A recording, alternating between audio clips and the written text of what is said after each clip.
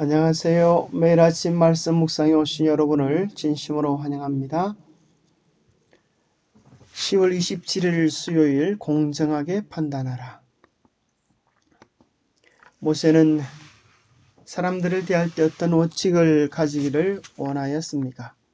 여러 선지자들도 대인 관계에 대하여 무엇을 말해주고 있습니까? 오늘 우리에게 주는 교훈은 무엇입니까? 모세는 사람들을 대할 때 어떤 원칙을 그의 후세대들이 가지기 원했을까요? 신명기 1장 16절입니다. 내가 그때에 너희의 재판장들에게 명하여 이르기를 내가 너희의 형제의 중에서 송사를 들을 때에 쌍방간에 공정히 판결할 것이며 그들 중에 있는 타국인에게도 그리할 것이라. 너는 재판을 굽게 하지 말며 사람을 외모로 보지 말며 또 뇌물을 받지 말라. 뇌물은 지혜자의 눈을 어둡게 하고 의인의 말을 굽게 하느니라. 너는 객이나 고아의 송사를 억울하게 하지 말며 과부의 옷을 전당 잡지 말라. 객이나 고아나 과부의 송사를 억울하게 하는 자는 저주를 받을 것이라 할 것이요 모든 백성은 아멘 할지어다. 모세는 그의 백성들이 언제나 공정하고 합리적으로 대우받고 판결받기를 원했습니다. 돈이 있다고 그들의 지위가 있다고 또 외모가 잘생겼다고 잘못 판단되거나 이득을 취하지 못하도록 그렇게 처리해 주기를 당부하고 있는 것입니다. 모든 사람은 하나님 앞에서 법 앞에서 공정하다고 이야기해 주고 있는 것입니다. 그들을 가난하다고 또 신분이 낮다고 멸시하는 것은 하나님께 저주받을 일이다라고 말해주고 있습니다. 믿는 자로서 우리는 하나님의 성품을 이 세상에 나타내라고 부름을 받고 있습니다.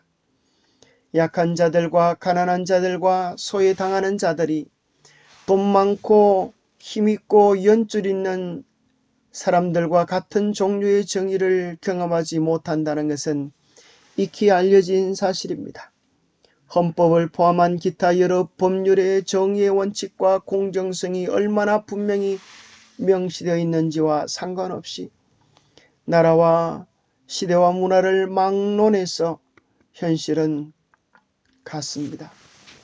그렇기 때문에 하나님께서 여기에 말씀하신 이 내용은 놀라운 것입니다.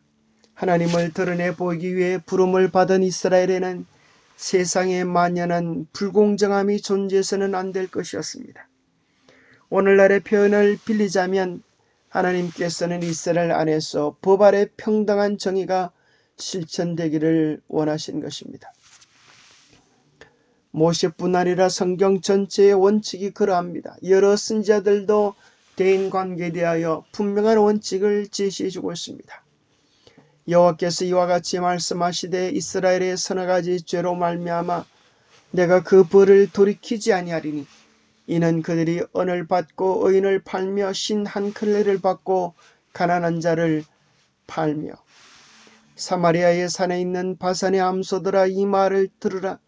너희는 힘 없는 자를 학대하며 가난한 자를 압제하며 가장에게 이르기를 술을 가져다가 우리로 마시게 하라 하는도다라고 그 당시 범죄들을 책망하셨습니다.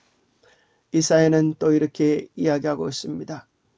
여호와께서 자기 백성의 장로들과 고관들을 신문하러 오시리니 포도원을 삼킨 자는 너희며 가난한 자에게서 탈취한 물건이 너희 집에 있도다. 어찌하여 너희가 내 백성을 짓밟으며 가난한 자의 얼굴에 맷돌질하느냐. 주 만군의 여호와 내가 말하였느니라. 하나님께서 가난한 자들을 어려운 자들을 압제하는 자들을 하나님께서 신문하시겠다고 하시는 것입니다. 불의한 법령을 만들며 불의한 말을 기록하며 가난한 자를 불공평하게 판결하여 가난한 내 백성의 권리를 박탈하며 과부에게 토색하고 고아의 것을 약탈하는 자는 화 있을진지. 내 옷단에는 죄 없는 가난한 자를 죽인 피가 묻었나니 그들이 담 구멍을 뚫었기 때문이 아니라 오직 이 모든 일 때문이리라. 하나님께서 분명히 심판하실 것을 말씀해 주고 계십니다. 공명정대한 판단, 의와 공평과 공명정대한 판단에 대한 인간의 개념을 낮추는 어떤 것, 곧 하나님의 인간 대리자들을 인간의 마음의 지배를 받도록 이끄는 어떤 관이나 계율은 하나님을 믿는 그들의 믿음을 손상시키고 영혼을 그분에게서 분리시킨다. 하나님께서는 사람이 가장 경미한 정도로 그의 인간 동료를 지배하거나 압제하게 될 어떤 의도도 옹호하지 않으실 것이다. 하나님 앞에서 우리 모두는 다 평등한 것입니다. 결코 우리는 내가 좀 더 안다고 해서, 좀 더 가졌다고 해서, 좀 더 잘났다고 해서 사람을 무시하거나 마음대로 판단할 수 없도록 하나님께서 명령해 주고 계시는 것입니다. 어느 한 재판소에서 이런 재판이 있었습니다. 빵을 훔치다가 체포되어 기소된 노인이 재판을 받게 되었습니다. 어찌하여 빵을 훔치게 되었느냐고 음하게 묻자 그 노인은 울면서 이렇게 말했습니다. 제가 며칠간 굶어서 너무 배가 고팠습니다. 이웃 빵집에 가서 보니 나도 모르는 사이에 손이 가서 빵을 훔쳐 먹게 되었습니다. 죄송합니다라고 눈물을 흘리면서 이야기했습니다. 이러한 사정을 듣던 재판장은 비록 가난하지만 남의 것을 훔친 것에 대해서는 엄한 판결을 내렸습니다. 당신의 죄는 10불의 벌금형에 해당합니다. 10불의 벌금을 내십시오라고 판결했습니다.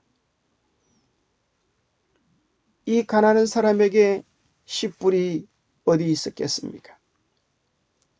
사람들은 무척 당황해하는 것처럼 보였습니다. 그러나 그때 판사는 자기 지갑에서 10불을 내놓으면서 이 10불은 내가 내겠습니다. 이처럼 배고픈 사람이 뉴욕의 거리를 헤매고 있는데도 나는 알지 못하고 그동안 너무 좋은 음식을 배불리 먹었습니다. 그 죄로 이 벌금은 내가 내겠습니다. 바로 이 사람이 남의 빵을 훔쳐 먹게 된 것은 이 사람 때문이 아니라 바로 제 탓입니다. 나는 잘 먹고 잘 입고 잘 사는 판사로서 이 사람의 형편을 살피지 못했습니다. 그러고는 청중들을 향하여 이렇게 말했습니다. 혹시 저와 같은 죄를 지어 벌금을 내실 분이 계시면 내시기 바랍니다. 라고 말하면서 자기 모자를 돌렸더니 그 자리에서 47불 50센트가 모금되었다고 합니다. 그리고 그 재판관은 그 돈을 노인에게 주면서 이 돈을 가지고 빵을 사 드십시오 라고 말했습니다. 그 노인은 눈물을 흘리면서 재판정을 떠났습니다. 이 재판관은 바로 라가디아 판사였는데 그는 뉴욕 시장이 되었고 훗날 뉴욕은 그 아름다운 일을 기억하여 뉴욕의 비행장 이름을 라가디아 비행장으로 했습니다. 참으로 이 라가디아 비행장을 드나드는 사람마다 이 아름다운 이야기를, 이 아름다운 재판관에 대한 이야기를 가슴속에 되뇌면서 사랑과 공정을 베풀기를 마음속으로 다짐했을 것 같습니다. 기도하겠습니다. 하나님 아버지, 이 세상은 어둡지만 어둠을 탓하지 않고 촛불을 켜는 자가 되게 하여 주시옵소서.